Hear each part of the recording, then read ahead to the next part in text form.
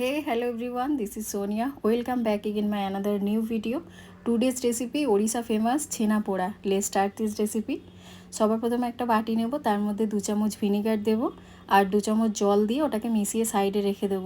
তারপর একটা কড়াই বা প্যান যাই কিছু বসাও, তার মধ্যে দিয়ে একটুখানি জল দেব, দিয়ে তার মধ্যে দুধটা ঢেলে দেবো। ডিরেক্টলি যদি দুধটা ঢেলে দিই তাহলে ফেটে যাওয়ার ভয় থাকে, যদিও আমি দুধটা কাটাবো তবুও।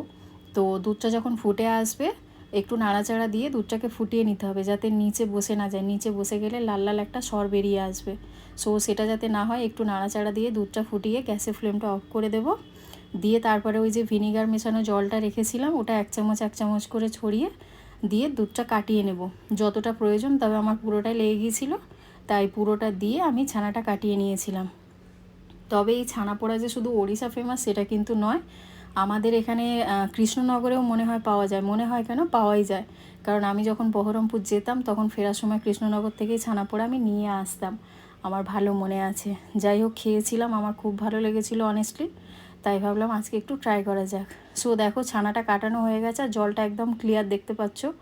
এরপরে কিছুই না, একটা স্ট্রেনার নেব, তার মধ্যে এই ছানার জলটা ছেঁকে নেব। তোমরা চাইলে একটা সাদা সুতির কাপড় দিয়ে তার উপরে ছানাটা দিয়ে ওটা ছেঁকে নেবে। আর ছানাটা ঢালার পরে একটুখানি ঠান্ডা জল দিয়ে ছানাটাকে ধুয়ে নেব, যেহেতু ভিনেগার দিয়ে কাটিয়েছিলাম।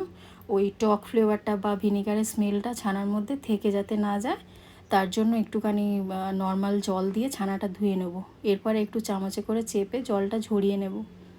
নিয়ে আর কি অন্য একটা পাত্র যেটাতে মিক্সিং করতে সুবিধা হবে, তার মধ্যে একটু এলাচ গুঁড়ো দেব আর 2-3 চামচ মতো সুজি আর পরিমাণ মতো চিনি।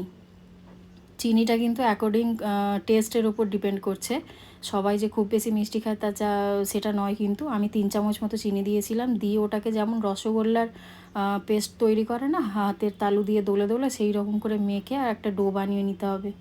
তারপরে আর কি যেটাতে ওটা স্টিমে বসাবো আর কি, বা বেক তোমরা মাইক্রোওভেনেও করতে পারো, তার মধ্যে একটু কলা পাতা দিয়েছি, তোমরা চাইলে শাল পাতাও দিতে পারো। সো কলা পাতাটাকে কাটিং করে ওই বাটির মধ্যে আমি চারদিক দিয়ে দিয়েছি। আর মাখাটা দেখতে পাচ্ছ মিক্সচারটা কেমন হয়েছে। সো দিয়ে ওর মধ্যে দিয়ে এবার এটাকে সেট করতে হবে। আমার হাতে নেলসের জন্য আমি ওটা ডিরেক্টলি আঙুল দিয়ে সেট করতে পারছিলাম না, তো তোমরা চাইলে ডিরেক্টলি আঙুল দিয়ে ভালো করে ওটা সেট করে দিতে হবে। তবে ওই কেকের পিসের মতো কাটা যাবে, নইলে সেট যদি ঠিকঠাকভাবে না হয় তাহলে ওই পিসটা ঠিক করে হবে না, দেখতে বাজে লাগবে। যাই হোক, আমি চামচের মধ্য দিয়ে তারপরে হাতটা দিয়ে ভালো করে ওটাকে সেট করে দিয়েছি। এরপরে এটাকে বেক করার পালা। আমি কিন্তু একদম মানে পাতি বাড়িতে যে জিনিসগুলো থাকে সেগুলো দিয়েই এটা আজকে রেসিপিটা করে দেখিয়েছি। কিন্তু তোমরা চাইলে, আমার কাছে মাইক্রোওভেনে ছিল বাট আমি মাইক্রোওভেনে দিলাম না, তোমাদের দেখানোর জন্য আমি জাস্ট